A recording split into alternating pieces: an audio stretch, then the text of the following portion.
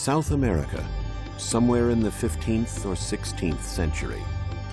According to an old Colombian legend, the cacique, or chief of the Muisca tribe, took part in a strange religious ceremony. He was stripped completely naked, and his body was rubbed with shiny gold dust. Then, with priests and tribal leaders, he was rowed out into the middle of a lake.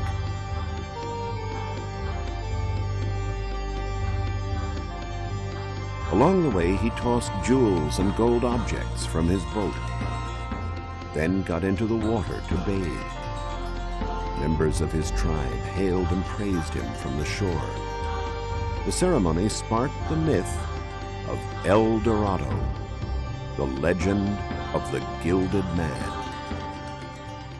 Hundreds of years later, stories like this created a mad rush of adventurers and soldiers of fortune, searching for this hidden land where gold was more plentiful than water. In their greed, they carried out bloody massacres and burned whole cities to the ground. Nothing would stop them in their search for the lost city of gold known as El Dorado.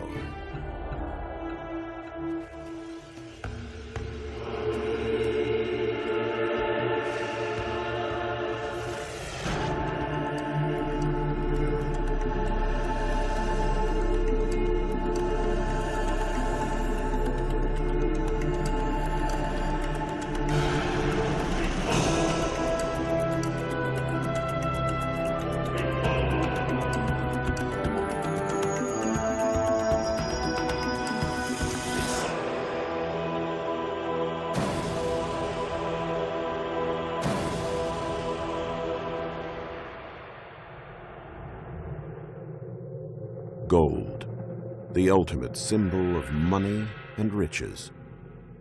As far back as ancient Egypt, artists used the precious metal to create masterpieces for their pharaohs, like the famous burial mask of Tutankhamun.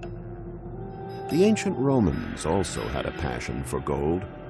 After every military conquest, their armies would bring home as much of the revered substance as they could carry. At the end of the reign of Emperor Augustus in 14 AD, the gold reserve of the Roman Empire had reached 14,000 tons. By the year 1500, this lust for gold took on a violent streak in many European nations. The Spanish sent full armies across the sea to Central and South America in search of gold and treasures. The Spanish warriors were called conquistadors, and they were ruthless in their warring tactics, most of the time taking no prisoners. Artists and writers were sometimes present on these journeys to record the tragic events. In just a few years, Spanish troops led by General Francisco Pizarro managed to wipe out entire ancient civilizations, like the Incas.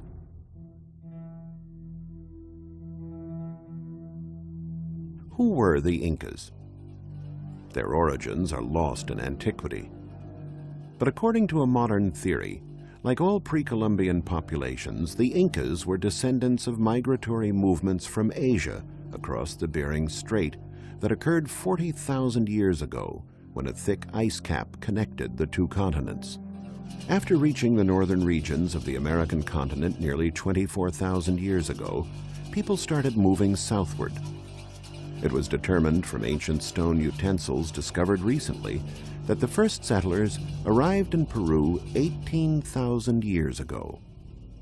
They built a powerful and advanced civilization on the highest reaches of the Andes.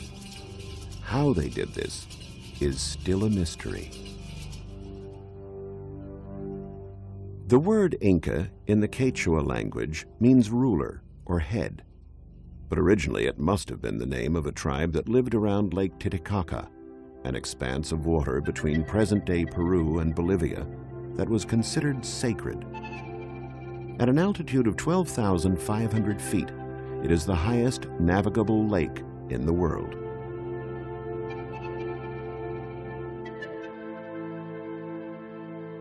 The landscape is probably the same as when the conquistadors first saw it.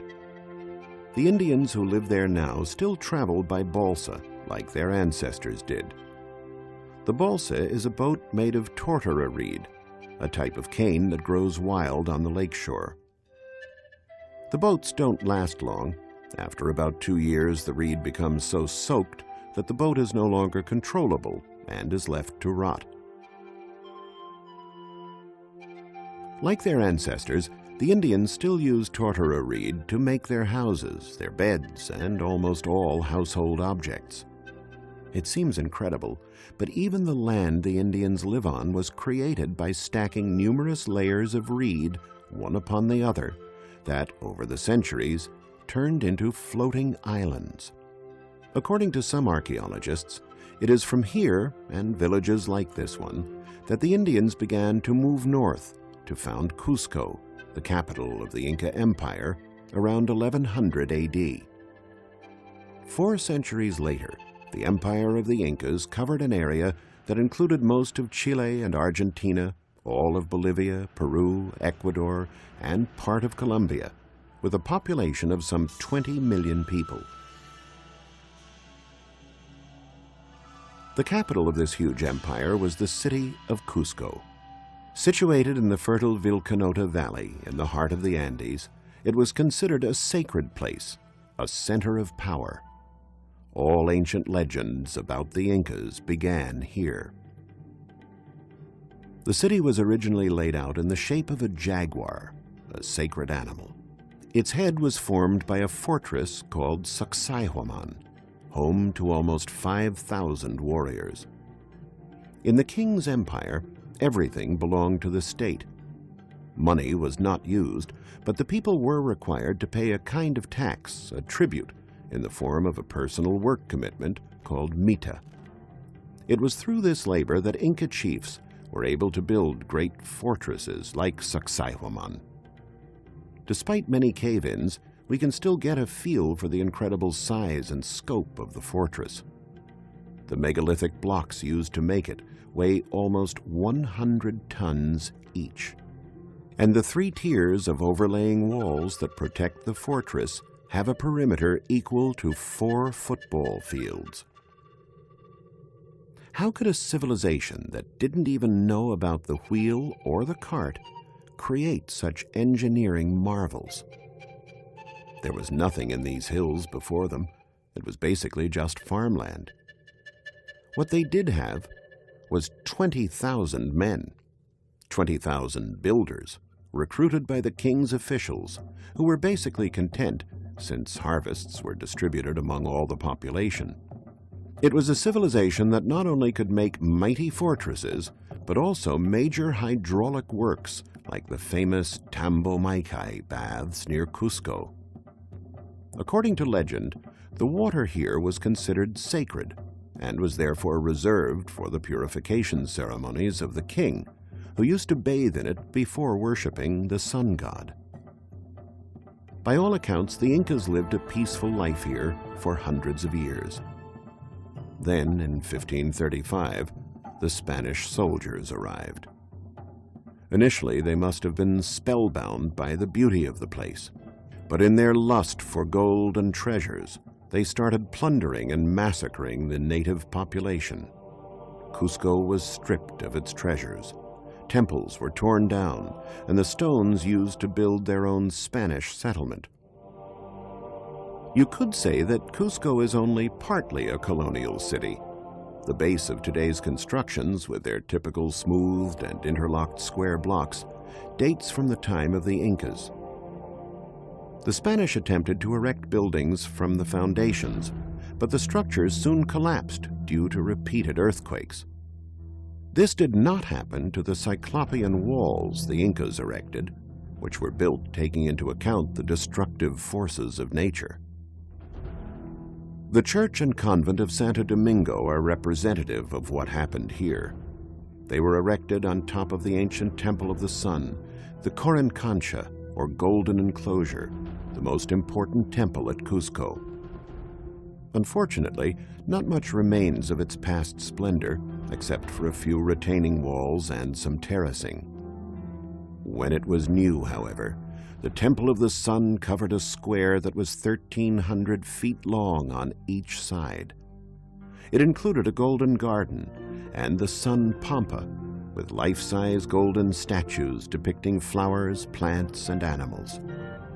Its walls were covered in 700 gold leaves, each weighing 4 pounds. And inside, there were magnificent treasures, including royal mummies dressed in colorful costumes, covered in jewels and gold makeup. Many of these treasures are on display at the Gold Museum in Lima, Peru. Here we can feast upon the beauty. But we're also forced to recall the unbridled passion that drove men to commit hideous crimes of murder and theft.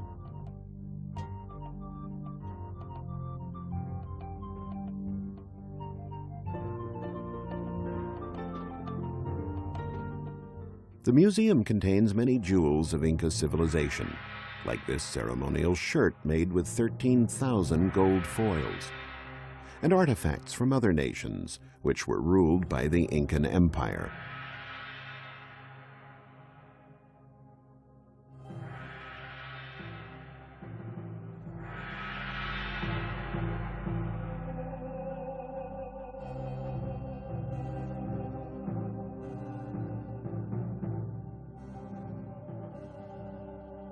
The Spanish were amazed at the way Cuzco's buildings were put together. Even today, you can get an idea of the Incas' building skills, thanks to the so-called stone with 12 corners. Many different stones are locked into other stones without using lime or cement. They were laid with such precision that not even the blade of a knife could pass between them.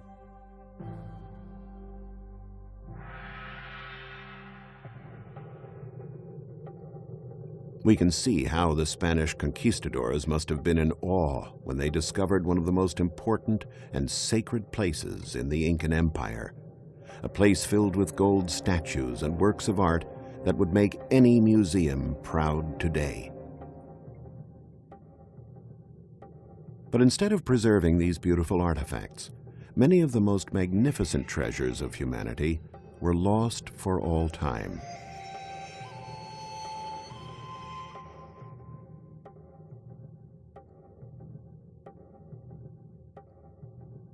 The Spaniards melted much of the work to make gold pesos to send back to Spain.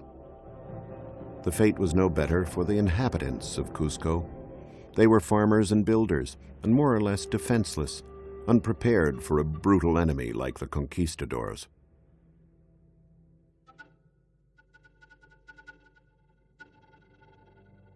They were almost all massacred, as the Spaniards tortured and brutalized them to get them to reveal where the king hid his gold. The Spanish were convinced that the Incas stashed away most of their treasures in cities hidden in the mountains. One of these cities remained unknown for centuries and was discovered only in 1911 by American historian Hiram Bingham. It was the lost city of Machu Picchu. Its discovery raised a number of questions. What role did Machu Picchu play at the time of the conquistadors? Why hadn't the Spanish found it? And was it really the last refuge of the Incas? So far, there is no definite answer to these questions. To some archaeologists, Machu Picchu was a defensive outpost that was built to prevent hostile nations from entering Cuzco through the sacred valley. To others, it was a place of worship, the seat of the virgins of the sun god. A temple there is dedicated to him. The temple may also have been used as an astronomical observatory. It was as close to the sky as you could get. Today, you can still see the Intihuatana, or the hitching post of the sun, a sort of sundial. It's believed that the Spaniards never reached this city. But how could they have missed such a big place?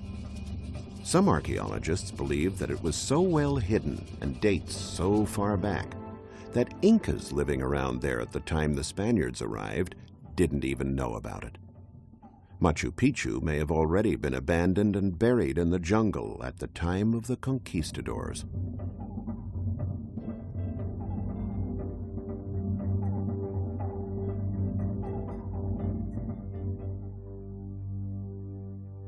One thing we do know, Machu Picchu, even with its veil of mystery, is not the legendary land of El Dorado.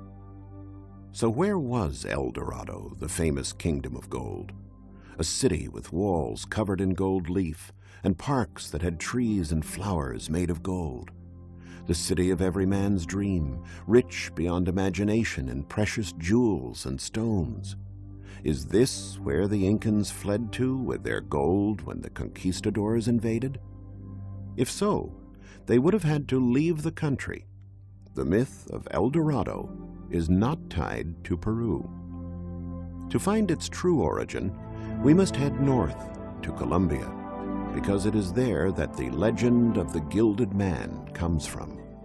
The legend is connected with the ceremony that took place on Lake Guatavita, 30 miles east of Bogota, the modern capital of Colombia. After the Spaniards heard the story of the king, covered in gold dust and jewels, and throwing gold into the deep water, it is easy to understand why they thought the bottom of the lake might be covered with years of discarded treasures. Scholars wondered for a long time about the origin of the myth and the ceremony. And in 1954, Colombian archaeologists gave an explanation that seemed plausible. Their research showed that thousands of years ago, in a period when man already lived in the Andean Cordilleras, or mountains, a great meteorite fell from the sky. The Indians would have heard a deafening blast and seen a streaking gold mass with a trail of gold light behind it. Those who witnessed this phenomenon probably thought some powerful god had arrived on Earth.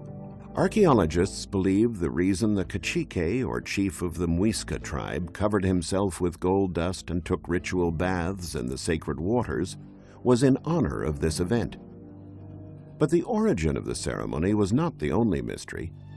Where would the Muisca have gotten that much gold to dispose of in the first place? It is known that only the tribes of the hot and humid tropical lowlands, called Tierra Caliente, had rich gold mines. There is no sign of the precious metal anywhere on the Bogota Plateau where the Muisca lived. So how could this pre-Columbian people possess so much gold that they could throw away heaps of it into a cold lake? The mystery was unraveled thanks to the discovery of mines located in the mountains west of Bogota. The mines date from the period of the Muisca and contain rock salt, the same salt we use for cooking. At the time, it was so scarce a mineral that it was worth more than gold to pre-Columbian peoples. The Muisca used to sell the cakes of salt all over Colombia, making a good profit. It was from this resourceful merchandising that the Muisca were able to buy the metal with the golden reflections. And their skillful craftsmen could then turn this wonderful substance into 1,000 marvelous shapes. We can now still admire these precious objects in an extraordinary collection at the Gold Museum in Bogota. With the opening of the museum in 1939, Colombia was able to stop the flow of national treasures across its borders and keep its artistic heritage intact. The museum features mummies and beautifully crafted gold artifacts of the Muisca, along with other tribes who knew how to work gold, like the Sinu, known for their fan-shaped pendants, the Tolima, and the Quimbaya, whose craftsmen created a variety of beautiful objects, and the Calima, who made big breastplates, tiaras, and brooches. With all this beauty, we wonder who actually wore the jewels. Was it just the leaders or warriors? Or did women also covet and wear this jewelry as they might do today? Studies of this period have shown that women never wore jewels, only priests and dignitaries. Jewelry had strong ritual and religious values. The fantastic figures evoked supernatural characters that they believed could influence life on Earth. The masks placed on the faces of the dead were meant to prolong life after death. The small, highly stylized depictions of animals, especially birds, were offered as gifts to the gods to increase the fertility of the soil and to guarantee bountiful harvests. Some of these incredible jewels are shrouded in a little mystery. Scholars believe that they have a perfectly streamlined shape that only a modern engineer who designs airplanes could conceive. How could they have been made more than 1,000 years ago? Many golden objects used by a nobleman or a priest when he was alive accompany his mummy after death. They were placed inside hypogeum tombs, which meant that they were dug under the ground. The corpse was placed in the tomb along with jewels and everyday objects to make the soul's journey to the underworld more comfortable. Many jewels were offered as gifts to the gods. One of them is considered a masterpiece. It is a raft made of gold and emerald for the Cacique of Guatavita, which was accidentally discovered in 1969 by some farmers in a cave near Bogota. The man seated on the throne is El Dorado, the gilded man, waiting to emerge into the sacred water of the lake to obtain divine powers. Also in the scene are some men who are throwing gold offerings into the lake. Most likely they are priests and dignitaries who were escorting the king. So are there treasures then buried in the waters of Lake Guatavita? The answer, unfortunately, is no. Since the time of the Spaniards, thousands of men have dived under the water trying to find the gold. Some even tried to drain the lake, but there was never enough gold found to make it worth their while. The museum also houses jewels of the Tairona, another ancient people of Colombia who have also died out. They made magnificent objects like serpent-shaped breastplates and frogs, which were considered sacred and a protector. The Tairona were one of the last pre-Columbian civilizations. They lived isolated in the Sierra Madre, a mountain range at the northernmost part of Colombia, over 16,000 feet high. It is here that stories passed down by Spanish historians about the myth of El Dorado were intertwined with legends about mysterious cities lost in the jungle, with creeks brimming with gold nuggets. One of these cities was Chairana, now an archaeological site known as Pueblito. It was here that the Tairona Indians paved miles and miles of paths with stones to make it easier to go from one village to another. Despite these early trails, it was still not easy for the conquistadors to reach the hidden jungle cities. The tangle of plants and trees of the rainforest kept them in darkness, and it was impossible to get a sense of direction. And of course, they always ran the risk of being bitten by spiders, serpents, and poisonous frogs. What they feared most, however, was hunger. When food ran out, they ate the leather from their saddles after they had sacrificed their mules. But their hunger for riches, of finding El Dorado, kept them going. Along one of the paths leading to Pueblito, there are huge boulders on which unique depictions have been etched. Modern archaeologists believe that this was a ritual area where sacrifices were made in honor of the sun god, the figure depicted on the boulder.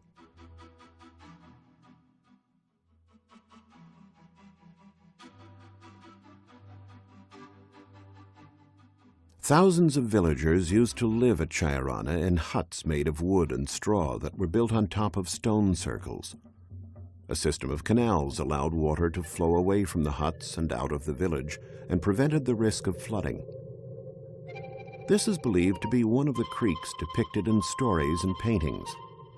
The golden reflections are not caused by the presence of gold, however, but by mica, a mineral with similar reflecting characteristics. Ironically, the natives dubbed it Spanish gold. These are the heirs of the Tairona people who used to live in this city in ancient times. They belong to a tribe called the Kogi. The Kogi keep certain customs and traditions alive that were conceived by their ancestors. The Tairona had a fear of the Spanish, who arrived suddenly, leaving behind only death and destruction. To avoid being surprised, the Tairona laid smooth stones along the access paths to the village in such a way that they made a sound when men and mules passed. After more than 500 years, these stones still do what they were originally intended to do. Unfortunately, that signal was not enough to save the Tairona from the fate of all pre-Columbian peoples, for whom the myth of El Dorado only caused indescribable suffering. The search for El Dorado was devastating for the indigenous native populations trying to advance their cultures. It was more than unfortunate that they fell victim to men driven by a savage lust for wealth. Although El Dorado has never been found, the search goes on today. The gold objects and jewels that have survived these ancient civilizations still inspire modern-day Indiana Jones types to hack their way through the jungles of South America in search of this lost city of men's dreams. El Dorado, the legend, continues.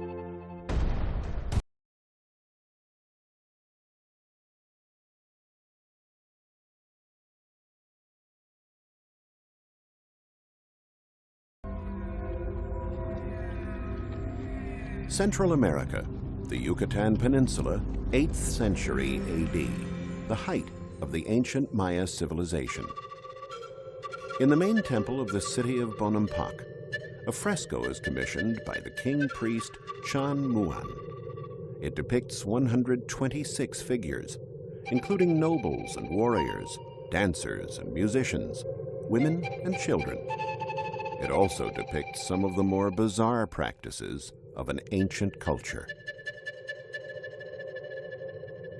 Warriors engage in bloody battles. The prisoners they take will be sacrificed. There are also religious rites, where sacrificial victims are part of the ceremony, their blood offered to the gods.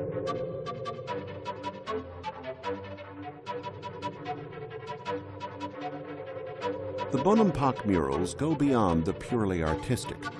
How could a culture, considered so advanced for its time, engage in such barbaric rituals? And how many cities were there like this one, where these practices were commonplace? Come with us as we search for lost cities and examine the paradoxical world of the Maya.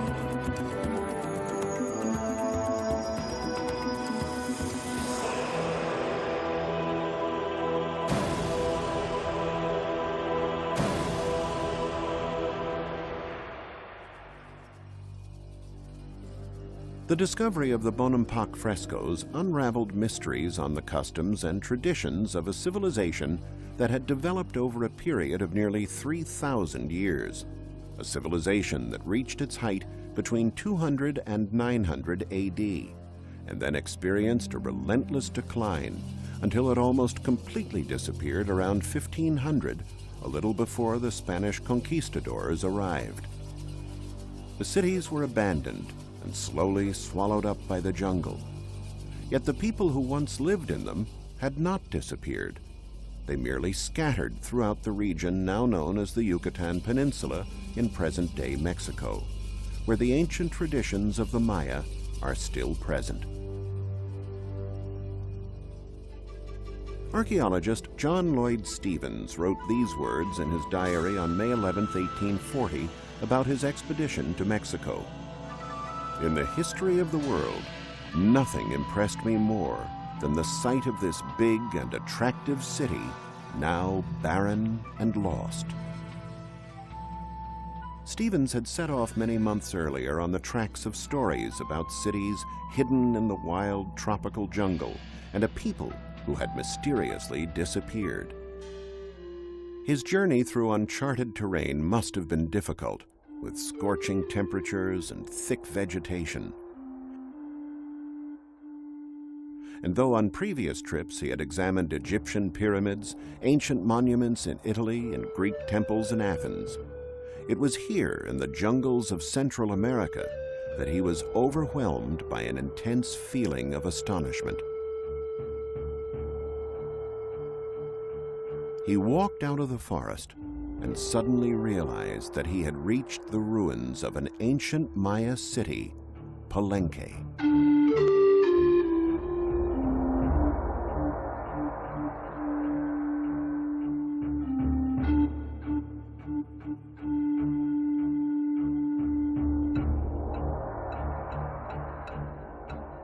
Stevens and an architect, Frederick Catherwood, who painted watercolors of the area, were breathless when they saw the city's sacred grounds.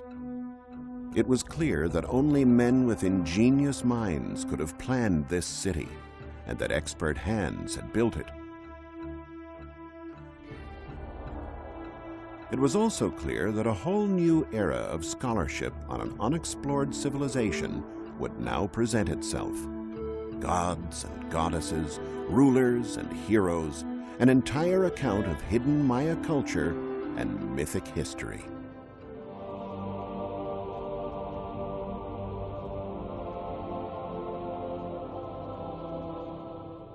At the time of its splendor, Palenque covered an area of over 6 square miles with a population of tens of thousands.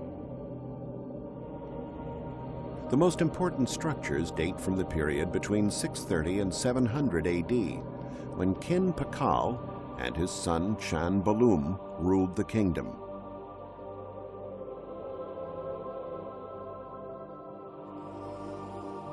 The palace, the home of the royal family, was erected in the city center on a 33-foot-high platform. The palace in reality was just a group of various buildings built one against the other, but in its own way, it was an architectural masterpiece, with cellars, chambers, and rooms with rather low ceilings arranged around a courtyard. The bas-reliefs that decorate the walls are still striking today, even though many of the colors, which Stevens and Catherwood marveled about, have almost completely faded. Some glyphs, the round-figured ideograms which Maya writing is composed of, were carved into the steps of the middle court, while along the walls, stone plates were decorated with images of prisoners who must have been high-ranking officials judging from their rich garments. From the western side of the palace is a full view of the majestic Temple of the Inscriptions. In 1952, archaeologist Alberto Ruiz made an incredible discovery inside this pyramid-like structure. On the upper platform, he discovered a deep passage, a kind of tunnel that penetrated into the pyramid. The tunnel had been blocked for centuries by tons of earth and stones, so the descent into the depths of the structure was difficult and dangerous. After months of digging, Alberto Ruiz descended the entire length of the tunnel. He reached an underground room where he discovered a great sarcophagus containing the tomb of King Kin Pakal, who lived at Palenque in 700 AD. It was one of the most important. For the inhabitants of Palenque, the most important buildings in the city were those making up a group now called the Cross Group. It is composed of 3 rectangular buildings surmounted by a crest-like structure. They are temples dedicated to Maya divinities and owe their name to a mistake made by the first discoverers who mistook the symbol of the ceiba, the cosmic tree of the Maya, for the Christian cross.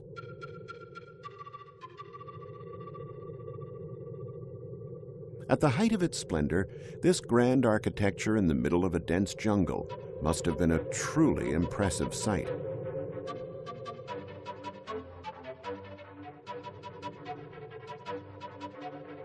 All the buildings were painted red, to the Maya, the color of life.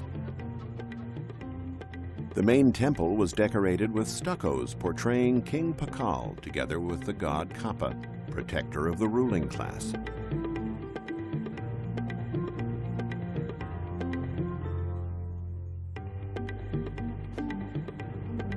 All the bas-reliefs of the buildings at Palenque prove that the cult of the gods was tied to the social class that worshippers belonged to.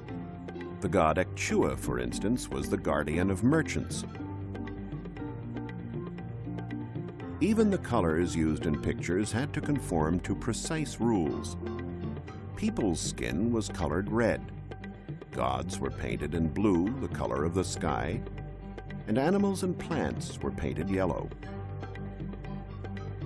Maya society was structured like a pyramid, headed by a king who had divine powers, similar to the powers of ancient Egyptian pharaohs. Below the king were the priests, nobility, and warriors.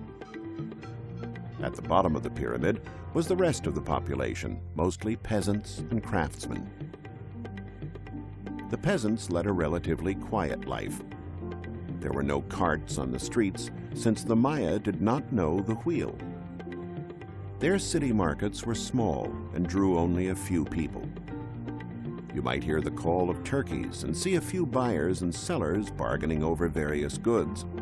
But most of the inhabitants had their own fruit orchards and vegetable gardens. There were craftsmen, however, who made special objects not sold in the markets. Objects made of jade.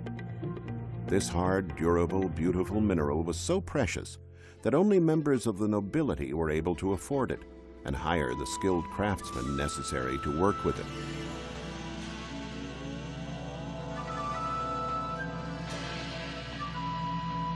Jade objects would have been traded in one of the richest cities of the Yucatan, Chichén Itza.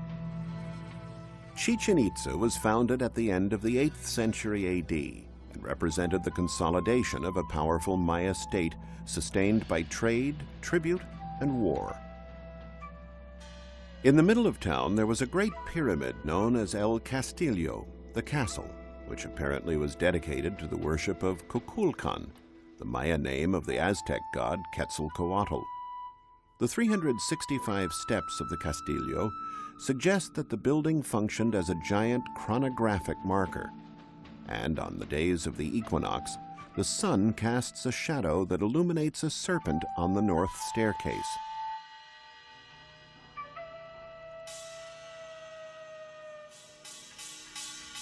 Not surprisingly, Kukulkan's symbol was a feathered serpent. At the top, the Maya had erected a vaulted temple decorated with bas-reliefs depicting warriors. Only priests were entitled to officiate at ceremonies and appear in front of the population from the height where the temples were erected.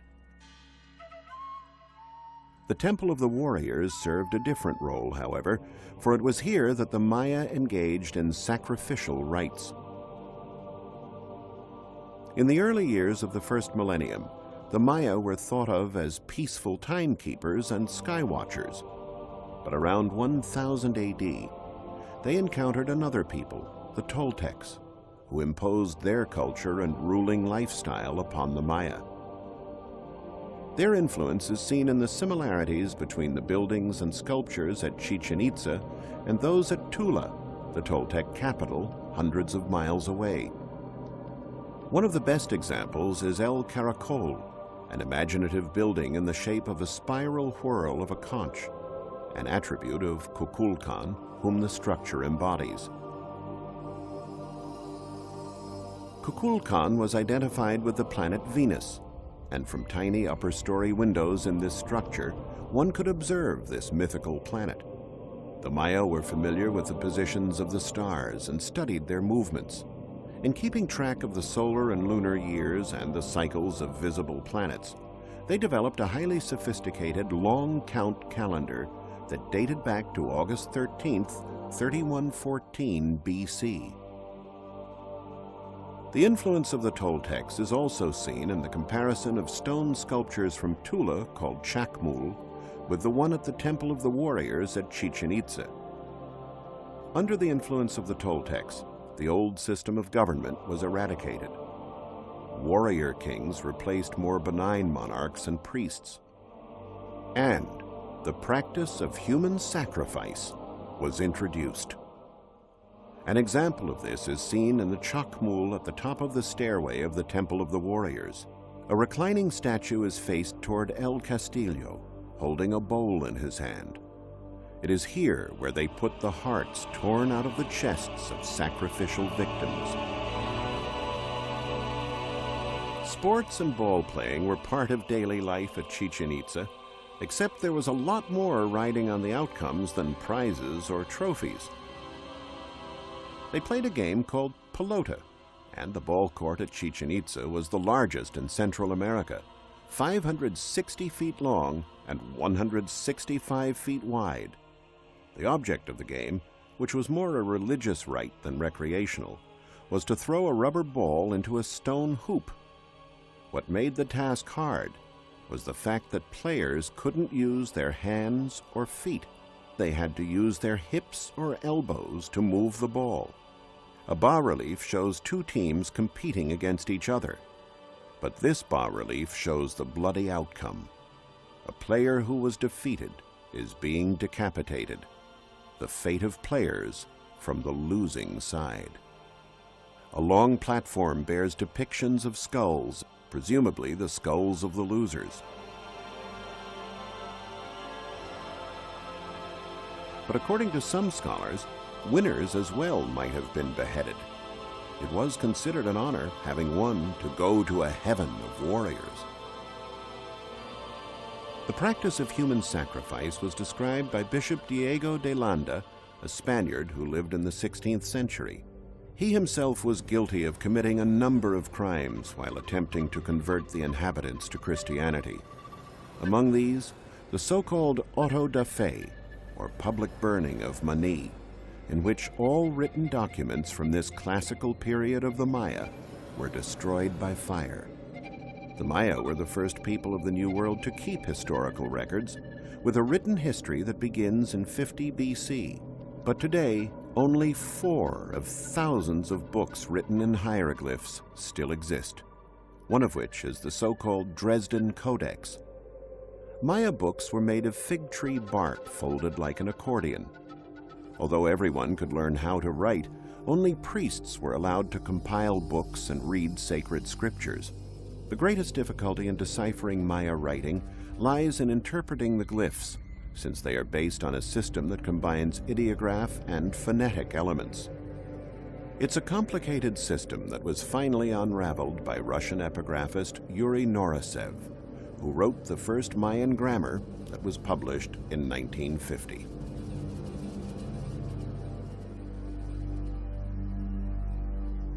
The territory inhabited by the Maya was vast, and since horses and donkeys had become extinct on the continent tens of thousands of years earlier, to make foot travel easier, the Maya built roads. Actually, an entire road system that linked key cities to places of pilgrimage. Uxmal was one of the most important places of worship of Maya civilization, and reached its peak between the 8th and 11th centuries AD. Uxmal was the administrative and religious capital of the Maya, who lived in the hilly zone of Puuc, a name also used for the region's peculiar architectural style. The finest example of Puuc style is the governor's palace, nearly 330 feet long, probably the seat of the authorities.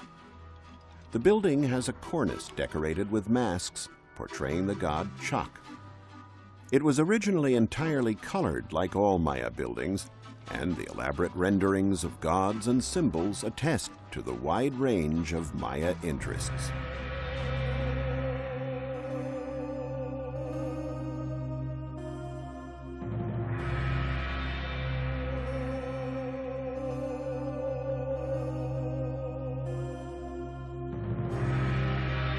However, the most majestic monument at Uxmal was the pyramid, or Temple of the Magician. It was erected primarily to worship the gods of heaven, but it too served as an observatory to study the movements of celestial bodies. Like the governor's palace, the pyramid was decorated with representations of the mask of the god Chac. This sculpture, portraying the tattooed face of a priest coming out of a serpent's mouth, was discovered inside the pyramid.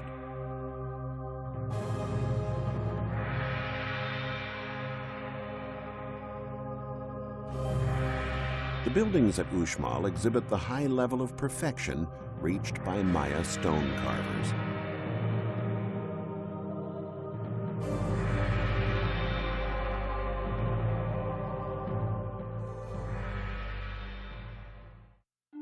Not all Maya settlements were situated in the middle of the jungle. Fortified cities were also erected by the sea to make the coast safer. One of these places, built by the Caribbean Sea, was Tulum. This was the site of the first meeting in 1518 of the Maya and the Spanish who arrived by sea.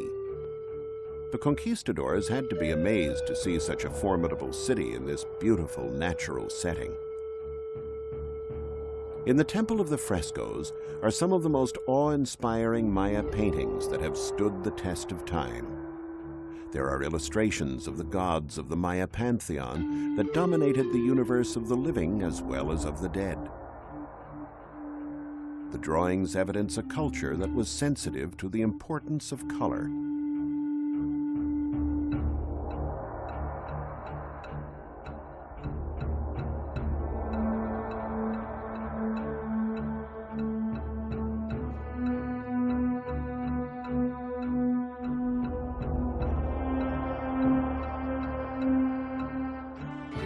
When Captain Juan de Grijalva landed for the first time on the shore of Tulum, he thought it looked as big as Seville in his native Spain.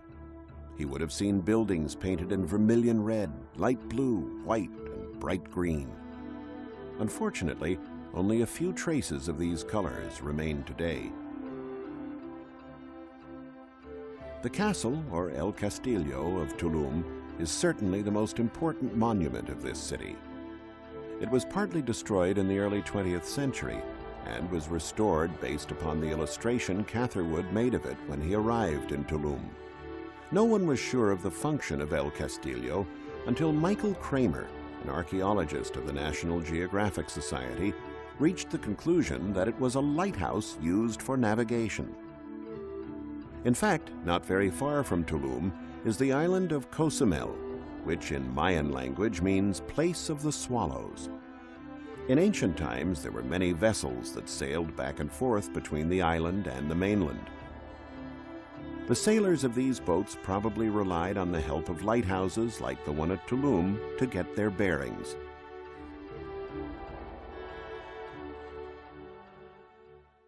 The Maya enjoyed a civilization and a culture that is a study in contrasts.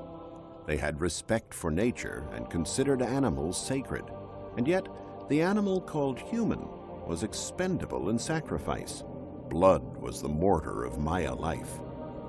They were great historians and builders, and yet it never came to them that the wheel could be used as a means of transport. They were superstitious and feared thunder and lightning, but studied and predicted astral phenomena with modern precision. The contradictions of the Maya represent their greatest mystery. What we do know is that they spent their time in unison with the forces of the universe. Poet Miguel Ángel Asturias wrote, "The Maya were a people who counted their days like diamonds. They had faith in their gods, in their smoke rites, in dreams, and in the wisdom of words. Things that 5 centuries of devastation, exploitation, and oblivion could not destroy. The Maya live on, thanks to what they have left for our civilization to discover."